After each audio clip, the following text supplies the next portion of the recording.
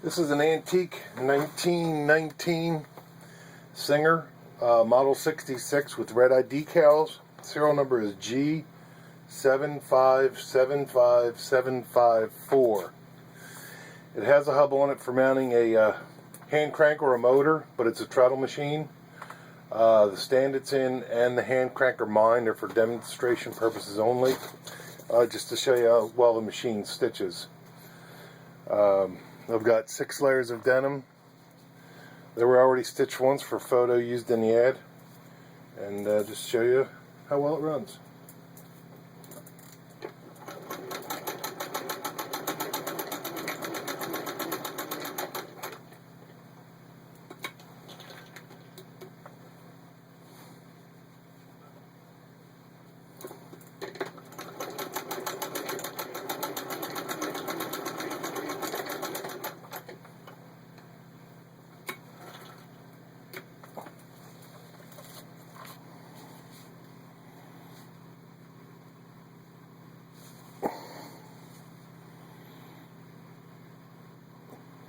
And there you can see it's got an equal stitch on both sides.